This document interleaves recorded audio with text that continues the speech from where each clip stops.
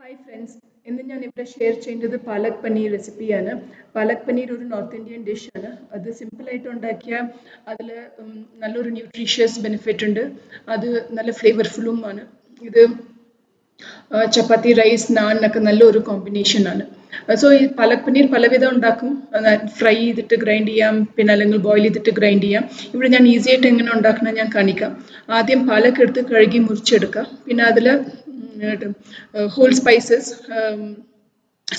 എടുക്കുക, ഗരം മസാല ഐറ്റംസ് നിങ്ങളുടെ ആവശ്യത്തിന്. പിന്നെ അതിൽ ഓണിയൻ, ടൊമാറ്റോ, പിന്നെ ജിഞ്ചർ, ഗാർലിക് അതൊക്കെ ഇട്ടിട്ട് അത് ഒന്ന് നന്നായിട്ട് അതൊന്ന് വേവിച്ചെടുക്കുക, ഉപ്പിട്ടിട്ട്.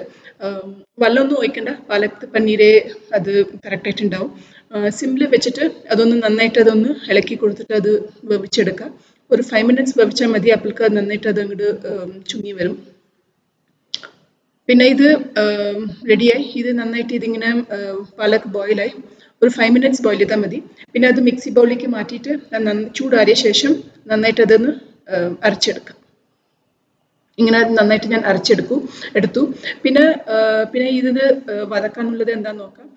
ജീരകം, പെരുംജീരകം, പിന്നെ ഗാർലിക് ഇങ്ങനെ ചെറുതായിട്ട് കട്ട് ചെയ്തിട്ട്, പിന്നെ ഞാനിവിടെ യൂസ് ചെയ്തിരിക്കുന്നത് സ്പ്രിംഗ് ഓണിയൻ, വേണമെങ്കിൽ നോർമൽ ഓണിയൻ യൂസ് ചെയ്യാം. പിന്നെ ഒരു ചീൻചട്ടിയിൽ 2 സ്പൂൺ എണ്ണ ഇട്ടിട്ട് ജീരകം, പെരുംജീരകം ഇട്ടിട്ട് പിന്നെ ഗാർലിക് ഇടാം. ഗാർലിക് നന്നായിട്ട് അതൊന്ന് ഫ്രൈ ആവണം. അതിൻ്റെ കളർ ഒന്ന് മാറേണ്ട വരയ്ക്ക് നല്ലൊരു മണം വരും. അത് വരയ്ക്ക് നമ്മൾ ഫ്രൈ ചെയ്യണം. പിന്നെ സ്പ്രിംഗ് ഓണിയൻ ഇട്ടിട്ട് നന്നായിട്ട് അതൊന്ന് വതക്കിയെടുക്കാം. സ്പ്രിംഗ് ഓണിയൻ്റെ പകരം നോർമൽ മറ്റേ ഓണിയനും ബിഗ് ഓണിയനും യൂസ് ചെയ്യാം.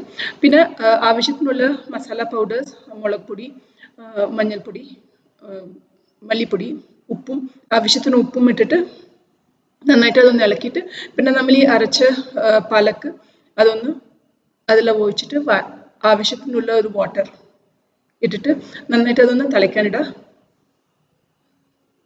പിന്നെ അതൊന്ന് തിളച്ച ശേഷം പനീർ കട്ട് ചെയ്തിട്ട് അതിലിടാം. കഴിഞ്ഞു. പിന്നെ അവസാനം കുറച്ച് ജീരകം പൗഡറും പിന്നെ amchur powder dry mango powder ഇട്ടിട്ട് മിക്സ് ചെയ്ത് വെക്കാം. കഴിഞ്ഞു. ഈ നല്ലൊരു കറിയാണ്. ഘീ റൈസ്, പുലാവ്, ചപ്പാത്തി, നാനൊക്കെ നല്ലൊരു കോമ്പിനേഷനാണ്. ഈ വീഡിയോ എല്ലാവർക്കും ഇഷ്ടമായി വിചാരിക്കുന്നു. ഒന്ന് സബ്സ്ക്രൈബ് ചെയ്യണേ എൻ്റെ ചാനലിന്. Thank you.